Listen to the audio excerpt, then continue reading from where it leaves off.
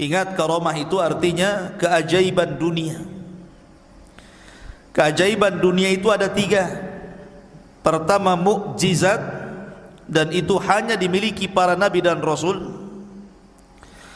Yang kedua, karamah, dan itu dimiliki para wali-wali Allah dari kalangan para ulama dan orang-orang saleh. Dan yang ketiga, sihir, dan inilah yang dimiliki oleh dukun-dukun, bomo dan yang sejenisnya. Lah, Imam Nawawi mengakui banyaknya karamah yang ada pada Syekh Abdul Qadir Jailani.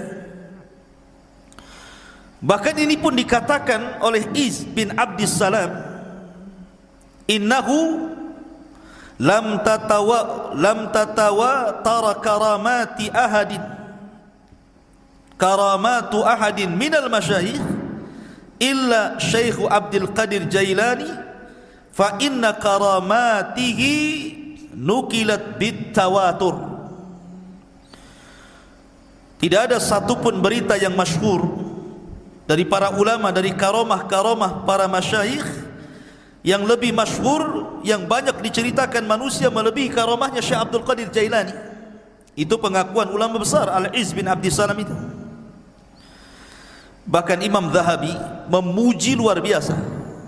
Ingat, kalau sudah Imam Zahabi yang bicara, berarti orang ini bukan kaleng-kaleng. Orang ini orang betul. Ya. Kata Imam Zahabi rahimahullahu ta'ala ketika mensifati Syekh Abdul Qadir Jailani, dia mengatakan Asy-Syaikhul Imam Al-Alim Az-Zahid Al-Arif Al-Qudwatu Syekhul Islam Alamul Awliya Muhyiddin Abu Muhammad Abdul Qadir ibn Abi Saleh Abdullah Al-Jailani rahimahullahu ta'ala. Kata Imam Zahabi, Abdul Qadir Jailani adalah seorang syekh, seorang imam, seorang alim, orangnya paling zuhud, paling cerdas, dan layak diikuti kehidupannya. Dan dia Syekhul Islam, dan dia memiliki alamat wali-wali Allah, Muhyiddin, penghidup agama. Kunyahnya Abu Muhammad Abdul Qadir Al-Jailani rahimahullahu ta'ala. Kemudian juga dikatakan oleh Al-Hafidh Ibnu Hajar Al-Asqalani, kana Syekh Abdul Qadir Jailani mutamassikan biqawanini syari'ati yad'u ilaiha ila akhir qawlihi Ibnu Hajar. Jadi Ibnu Hajar Al-Asqalani sampai mengatakan dia adalah Syekh Abdul Qadir Al-Jailani, orang yang paling berpegang dengan undang-undang syariat. Bahkan dikatakan oleh Al-Imam Ibnu Qudamah Al-Maqdisi, ma'ruf Ibnu Qudamah, dia mengatakan dakhalna bi Baghdad sanata 61 wa 500. Aku masuk ke Baghdad pada tahun 561 Hijriah. Fa idza Syekh Abdul Qadir Jailani biha intahat ilaiha biha ilman wa amalan wa halan wastiftaan. Ternyata semua ilmu orang-orang Baghdad, amalan orang-orang Baghdad, fatwa orang-orang Baghdad kembali kepada Syekh Abdul Qadir Jailani. Lihat pujian yang luar biasa. Bahkan Ibnu Katsir juga memuji beliau dan mengatakan kana fihi tazahhada katsir. Beliau adalah orang yang memiliki sifat zuhud yang banyak. Dan banyak lagi tidak perlu saya bacakan pujian-pujiannya, nanti habis waktunya hanya untuk memuji beliau saja. Taib, kita masuk dalam beberapa kisah yang menakjubkan dari Al-Imam Abdul Qadir Al-Jailani rahimahullahu ta'ala. Syekh Abdul Qadir Jailani adalah orang yang sangat produktif, banyak karyanya. Di antaranya dia mengarang kitab Ighatsatul Arifin wa Ghayatu Minal Wasilin, kemudian Adabus Suluk, kemudian Tuhfatul Muttaqin wa Sabilul Arifin, kemudian juga yang paling dikenal kitabnya adalah Gunyah li Talibi Tariqil Haq. Kemudian juga yang paling dikenal kitabnya adalah Futuhul Ghaibi. Kemudian juga Fathur Rabbani. Fathur Rabbani ma'ruf. Kemudian juga kitabnya At-Tariqu Ilallah. Dan banyak lagi kitab-kitab beliau. Artinya beliau memang produktif, banyak karyanya, luar biasa. Lah sebagaimana para ulama yang lainnya, ikhwatu fiddin muliakan Allah Azza wa Jalla, Syekh Abdul Qadir Jailani ini meninggal, ayahnya ketika baru meninggal, baru melahir beberapa bulan setelahnya ayahnya meninggal. Artinya Syekh Abdul Qadir Jailani ini yatim, dan yang mencetak dia menjadi ulama besar itu rupanya ibunya. Sering saya ulang-ulang, banyak para ulama dunia yang mencetak ulama siapa? Ibu-ibunya. Imam Syafi'i dicetak ibunya, Imam Ahmad yang cetak ibunya. Termasuk juga Syekh Abdul Qadir Jailani yang mencetak menjadi ulama besar adalah ibunya, karena dia terlahir yatim. Ibunya adalah wanita yang sangat salihah, dan nasabnya saya katakan tadi sampai kepada Husain ibn Ali, artinya dia seorang Husainiyah, wanita dari ahli bait, keturunan Husain ibn Ali ibn Abi Talib radhiyallahu anhu. Lah Syekh Abdul Qadir Jailani ini lahir di Jailan. Jailan ini kalau sekarang mungkin ada satu daerah di Iran. Di Iran ada tempat namanya Jailan. Maka Syekh Abdul Qadir Jailani dinisbahkan kepada daerah kelahirannya Jailan. Maka disebut Abdul Qadir Jailani, karena dia orang Jailan, dan Jailan itu satu kota kecil yang ada di Iran ketika itu. Dan itu bukan kota para ulama.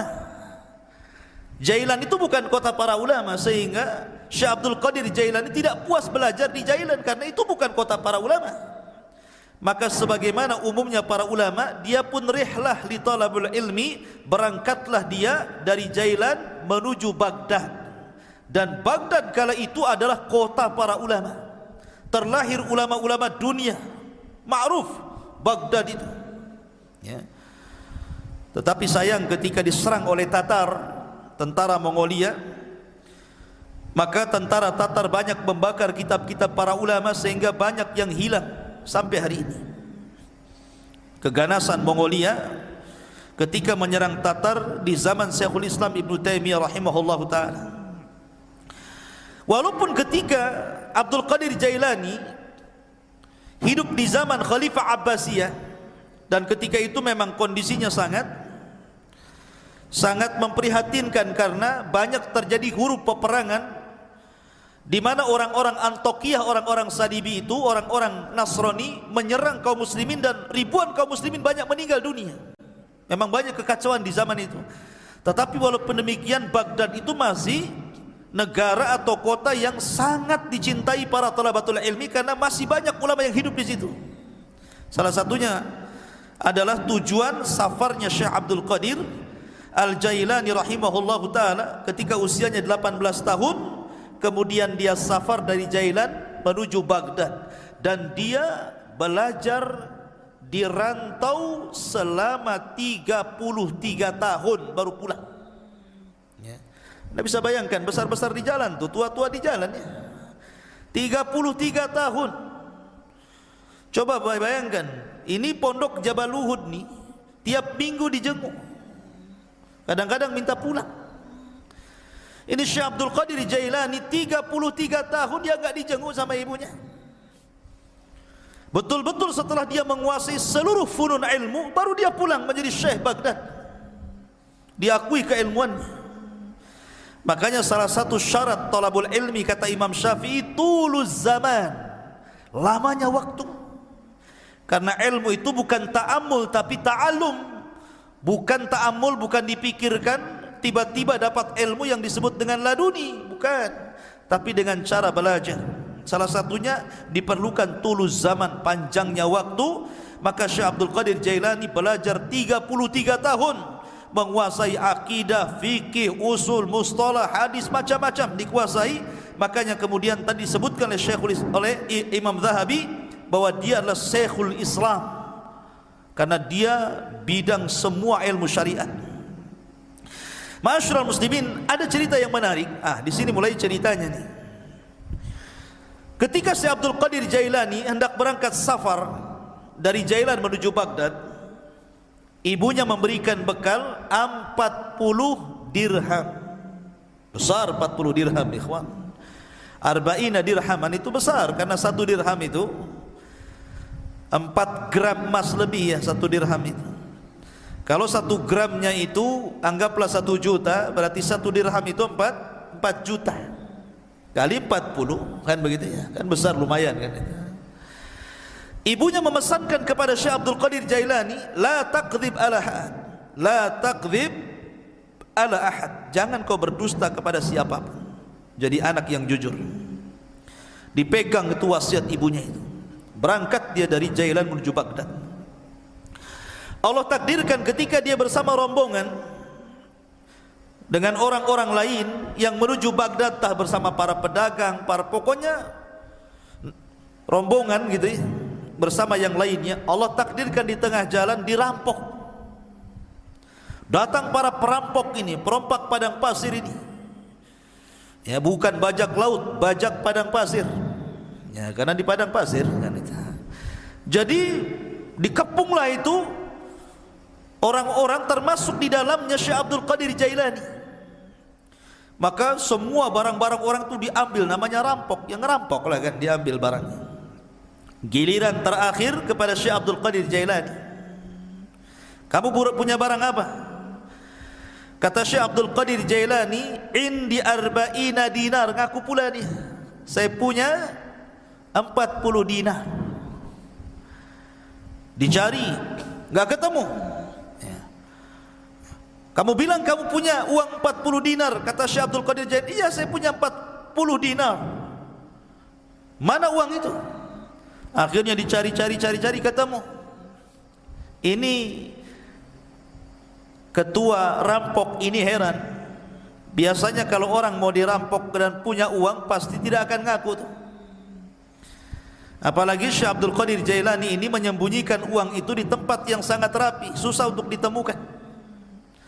Tapi jujur, dia ingat kata-kata ibunya, jangan dusta.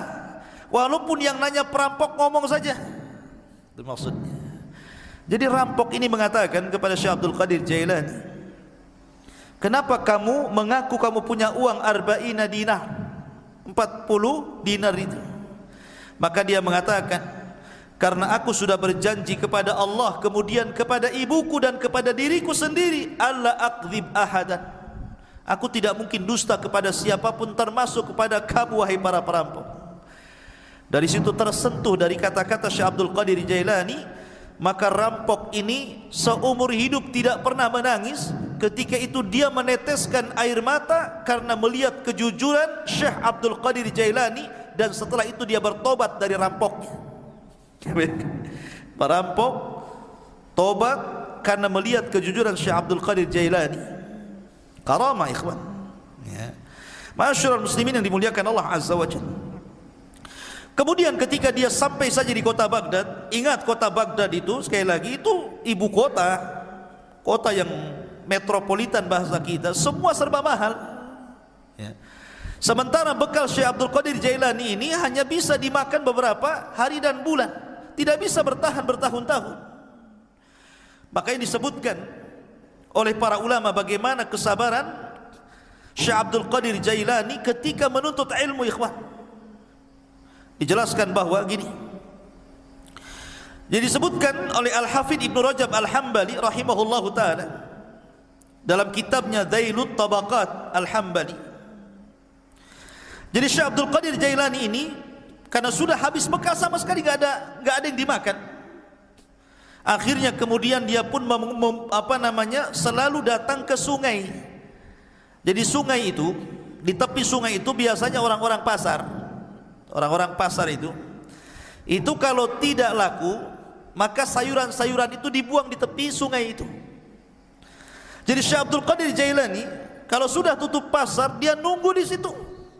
Jadi kalau ada sayur yang dibuang, maka dia kutip, dia bersihkan, dia bawa pulang, dia makan.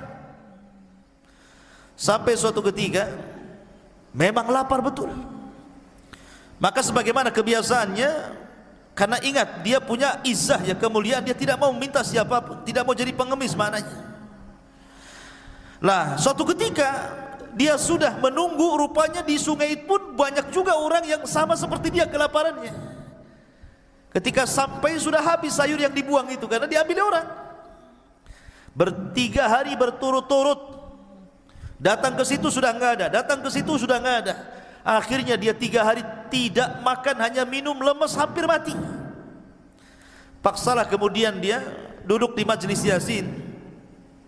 Lah ketika dia duduk itulah dia sudah lemas, sudahlah, dah pasrah, matilah kan begitu kelaparan. Rupanya ada anak muda datang dari kejauhan masuk ke masjid bawa roti sama daging panggang.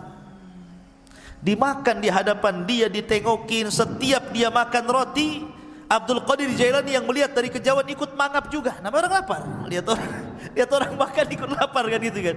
Tengok dia makan mangap juga. Tengok dia ngunyah juga. Padahal nggak ada yang dikunyah. Orang laparnya seperti Fata Morgana kan itu dilihatnya.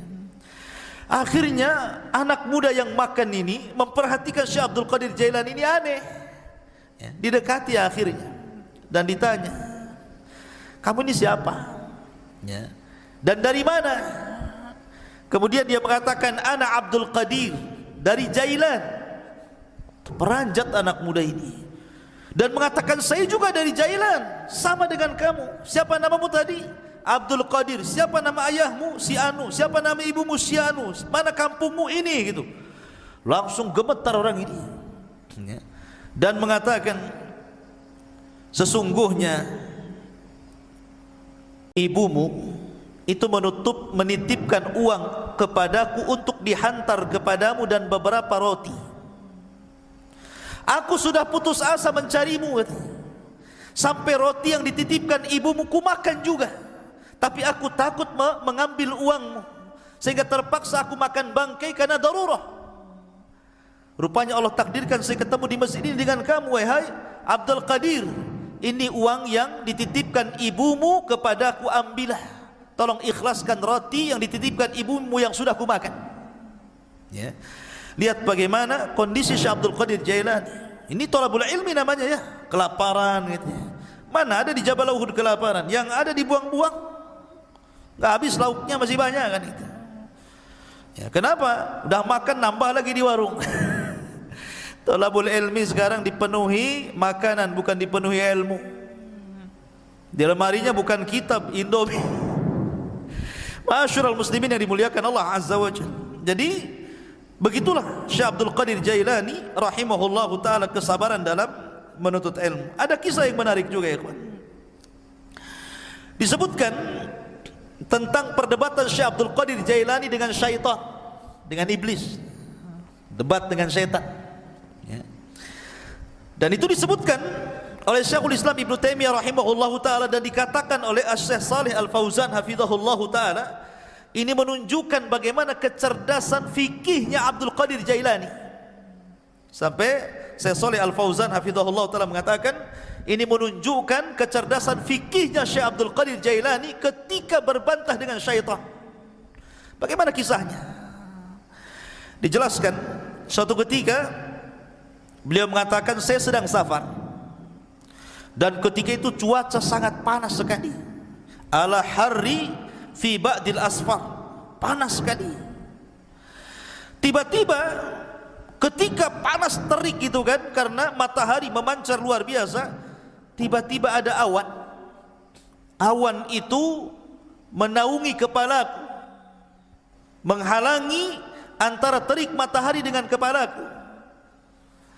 Dari situlah tiba-tiba dari awan hitam yang menaungi diriku, kata Syekh Abdul Qadir Jailani, nada munadin, tiba-tiba ada yang menyeru dari langit sana, ada yang menyeru dan mengatakan, ya Abdul Qadir, ana rabbuk.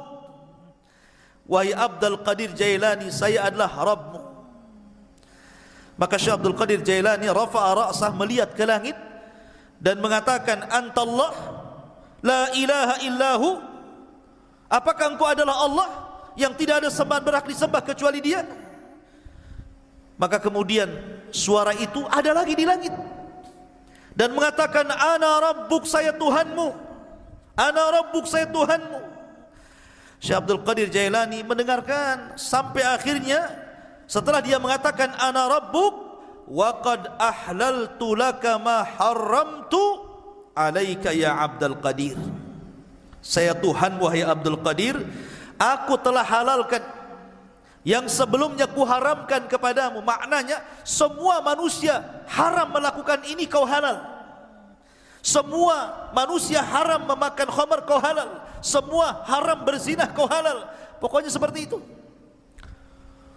Tiba-tiba Syekh Abdul Qadir Jailani mendengar kata-kata, aku sudah menghalalkan kepadamu yang diharamkan aku kepada selainmu. Maka dia mengatakan, kadzabta ya aduwallah, kadzabta ya aduwallah, dusta engkau wahai musuh Allah, bal anta syaitan, engkau bukan Tuhan, engkau adalah syaitan. Fatamazzaqat tilkas sahab, tiba-tiba awan hitam itu langsung berpecah, menyebar, ya. Lah dari situlah tiba-tiba kemudian muncul lagi suara dan mengatakan, ya Abdul Qadir, najauta minni bifiqhika fi dini, wahai Abdul Qadir, engkau sudah selamat, ya. Najauta minni, engkau selamat dariku dengan kecerdasan fikihmu dalam agamamu. Laqad fatantu bihadal hilah qablaka sab'ina rajulan, sungguh sebelum itu, kata syaitan, aku sudah menguji 70 orang semisal kamu dari kalangan para ulama, kalangan zuhad, dan mereka terkena fitnahku kecuali kamu, katanya, ya. Lihat bagaimana Syekh Abdul Qadir Jailani mengatakan apa? Tidak mungkin. Kenapa? Kenapa Syekh Abdul Qadir Jailani mengatakan kadzabta, dusta kamu? Karena kata Syekh Abdul Qadir Jailani, ketika ditanya, maka dia mengatakan, araftu annahu syaitan. Kenapa aku tahu dia syaitan? Karena ketika dia mengatakan aku halalkan kepadamu yang kuharamkan kepada selainmu, maka dia mengatakan, li anna ba'da Rasulillah sallallahu alaihi wasallam la tahlila wa la tahrim, tidak ada yang berhak menghalalkan dan tidak ada yang berhak mengharamkan setelah Nabi sallallahu alaihi wasallam. Bagaimana mungkin kalau kemudian dalam dunia tarekat, ya, di mana orang itu kalau sudah tingkatan makrifat sampai meyakini adanya hululiyah, manunggale Gusti itu, ya, bahwa Allah itu betul-betul menyatu dengan badan, tiba-tiba kemudian seseorang boleh tidak melaksanakan sholat, boleh meninggalkan zakat, boleh meninggalkan puasa, boleh tidak haji, karena alasannya Tuhan sudah menyatu, ana anta anta ana, bahasanya. Saya kamu, kamu saya, katanya. Bingung dia, mana saya, mana Tuhan, karena menyatu masalahnya, ya. Makanya terkadang makin makrifat itu bukan makin baik, makin bejat, kan begitu. Karena dia meninggalkan sholat, dia meninggalkan apapun. Ketika ditanya, kenapa anda tidak sholat? Siapa bilang saya tidak sholat? Bukankah Allah yang mengatakan, inna sholata li dzikri, sholat itu untuk mengingat diriku. Jadi kalau aku sudah ingat Allah, aku sudah sholat, katanya, kan? Karena sholat itu untuk mengingat diriku. Apalagi kemudian Allah berfirman, u'budullaha hatta ya'tiyakal yakin, sembahlah Allah sampai yakin. Aku sudah yakin, ngapain aku nyembah, katanya, kan? Nah, kan kacau nih kalau sudah Quran dipelintir-pelintir. Padahal yang dimaksud sembahlah Allah sampai yakin, maksudnya sampai ajal. Yakin di sini maknanya ajal, kata Imam Ibnu Katsir rahimahullahu taala dan ahli tafsir yang lainnya. Sembah Allah sampai mati, bukan sampai yakin. Artinya kalau sudah yakin tidak perlu sembah, gitu, ya. Nah, itu kebelinger tuh. Ma'asyiral muslimin, jadi Syekh Abdul Qadir Jailani mengatakan apa? Dia mengatakan bahwa setelah Rasul tidak ada yang menghalalkan, tidak ada yang mengharamkan. Makanya dia mengatakan kepada syaitan, ya, kadzabta, dusta kamu. Enggak mungkin halal bagiku, haram bagi orang lain, atau sebaliknya, kan gitu. Ma'asyiral muslimin yang dimuliakan Allah Azza wa Jalla. Dari sinilah maka Syekhul Islam Ibnu Taimiyah rahimahullahu taala, beliau memuji dua perkara dari sosok Syekh Abdul Qadir Jailani. Pertama, ketika Abdul Qadir Jailani membahas tentang takdir dan membantah penyimpangan dalam Qadariyah. Yang kedua, bagaimana ketika Abdul Qadir Jailani mendebat syaitan. Dari sini salah kata Imam Ibn Taimiyah, aku sangat mengagumi Syekh Abdul Qadir Jailani, sebagaimana disebutkan Imam Abdul Qayyim dalam kitabnya Madarijus Salikin fi iyyaka na'budu wa iyyaka nasta'in. Ma'asyiral muslimin yang dimuliakan Allah Subhanahu wa taala, Syekh Abdul Qadir Jailani walaupun dia sudah menjadi ulama besar, tapi dia dikenal keberaniannya, laumata laib, enggak peduli orang dia. Dia tidak takut kecuali kepada Allah. Syekh Abdul Qadir Jailani tidak takut siapapun, sampai kepada penguasa dia tidak takut. Ya. Dan dia suatu ketika salah satu Khalifah Abbasiyah itu bernadar, nadarnya seperti ini: saya akan beribadah kepada Allah di waktu di mana manusia tidak ada yang beribadah. Gimana caranya coba? Saya akan beribadah di waktu di mana tidak ada satupun manusia yang beribadah. Kira-kira kapan tuh? Mana bisa? Ya kan? Satu dunia ini manusia pasti ada yang beribadah kan begitu ya? Enggak di sini ya di sana, enggak di sana di sana kan gitu ya. Kapan waktunya coba? Mana kita tahu sampai bernadar seperti itu, saya akan beribadah di waktu manusia tidak ada yang beribadah. Mustahil. Ya. Karena setiap detik, setiap menit itu pasti ada orang beribadah di mana-mana. Entah di sini tidak ada, di sana ada, di sana tidak ada, di sana lagi ada. Di Indonesia tidak ada, di Mekah ada, di Mekah tidak ada, di Yaman ada, kan begitu. Sulit kita ini kemudian menentukan waktu di mana manusia tidak beribadah, dia beribadah. Akhirnya para ulama di zaman itu berkumpul memberikan fatwa bahwa khalifah harus bayar kafarah. Karena mustahil beribadah di waktu di mana manusia tidak beribadah. Khalifah harus bayar kafarah, kafaratul yamin. Puasa 3 hari berturut-turut atau memberi makan 10 fakir miskin. Tiba-tiba Syekh Abdul Qadir Jailani mengatakan, tidak ya. Kamu harus tetap beribadah di mana manusia tidak ada satupun yang beribadah dengan ibadah yang sama dengan kamu. Kata Khalifah bingung, kenapa Syekh Abdul Qadir Jailani memfatwakan seperti itu? Yang lain mengatakan bayar kafarah, dia pula kau harus tetap melaksanakannya. Kata Khalifah, lalu ibadah apa itu? Kalau saya sholat hari ini, di sana sudah ada orang sholat. Kalau saya puasa hari ini, di sana sudah ada orang berpuasa. Kalau saya umpamanya sedekah hari ini, di sana ada orang sedekah. Ibadah yang mana yang tidak bisa kemudian sama waktunya dengan orang lain? Katanya, Syekh Abdul Qadir Jailani, kau harus berangkat ke Mekah, kau umroh. Setelah kau umroh, kamu harus menyempatkan untuk tawaf di saat manusia tidak ada yang tawaf di situ. Ya. Akhirnya dia pun betul-betul umroh. Kemudian dia mendapatkan waktu di mana tidak ada satupun orang yang tawaf. Disitulah dia tawaf. Ya. Kalau kemarin pas ya Ka'bah lagi kosong corona ya, nggak ada orang tawaf gitu ya. Ya. Tapi yang jelas bahwa dari peristiwa ini terkenalah nama Syekh Abdul Qadir Jailani. Dari kasus ini terkenal nama Syekh Abdul Qadir Al-Jailani rahimahullahu ta'ala. Ma'asyiral muslimin yang dimuliakan Allah Subhanahu wa ta'ala, Syekh Abdul Qadir Jailani banyak perkataan-perkataan emas beliau yang kita bisa petik dari untayan-untayan kata-kata mutiara beliau. Di antaranya beliau mengatakan, tir ilal haqqi bijanahi alkitab was sunnah, terbanglah kau kejar kebenaran dengan 2 sayap Al-Quran dan Sunnah. Kemudian juga beliau mengatakan, akhrijud dunya min qulubikum ila aidikum fa innaha la tadurrukum. Keluarkan dunia dari hati-hati kalian, letakkan di tangan-tangan kalian, karena kalau itu yang kalian lakukan maka dunia tidak membahayakan diri kalian. Itulah zuhud namanya, meletakkan dunia di tangan dan mengeluarkan dari hati. Sebab kalau dunia lenyap, hati tidak terganggu karena dia serahkan kepada Allah Azza wa Jalla. Itulah hakikat zuhud. Walaupun dia kaya, selama kekayaan berada di tangan, hatinya diserahkan kepada Allah. Walaupun harta harus hilang, maka hati tidak mungkin terpikirkan dengan hilangnya harta. Kemudian beliau mengatakan, la tadlimu ahadan walau bisu'i dhannikum fa inna rabbakum la yujawizu dzulma zalimin. Jangan kalian menzalimi siapapun walaupun dengan suudzon, karena Rabb kalian tidak mungkin melewatkan kezaliman orang yang zalim. Orang zalim itu terbatas, ya. Tidak mungkin kalau dia menzalimi kemudian betul-betul kita ini mendapatkan kecelakaan sesuai kehendaknya, tidak. Karena kezaliman yang dia lakukan pun sudah dicatat di Lauhil Mahfuz. Bahkan dalam khutbahnya beliau mengatakan, ayyuhan nas, wahai manusia, ya ibna Adam, wahai anak Adam, ish ma syi'ta fid dunya fa innal mauta sayatik.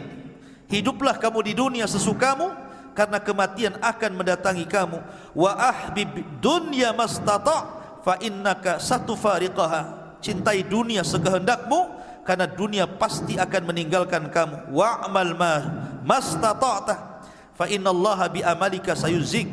Beramalah semampu kamu, karena sungguhnya Allah dengan amalanmu akan membalas seluruh amalan. Dan banyak kisah-kisah yang menarik, tetapi kalau kita melihat Syekh Abdul Qadir Jailani ini, ikhwan, dia seorang ulama Hambali. Ingat, seorang ulama Hambali. Memang dia itu punya kelebihan, kalau dia berceramah, memang dia seorang orator. Orang itu mudah menangis apabila mendengar kata-kata Syekh Abdul Qadir Jailani. Makanya kalau dia membuka majlis ilmu, majlis taklim itu, yang datang ngaji setiap kali menyampaikan kajian 70.000 rajulin, 70.000 talabatul ilmi, 70.000 para talabatul ilmi itu numplak di masjidnya itu. Coba bayangkan, sekali kajian tuh. Kalau di musim corona ya nggak ada yang ngaji, ya kan? Walaupun tidak di musim corona, siapa kecuali tabligh akbar lah ya, bukan kajian rutin.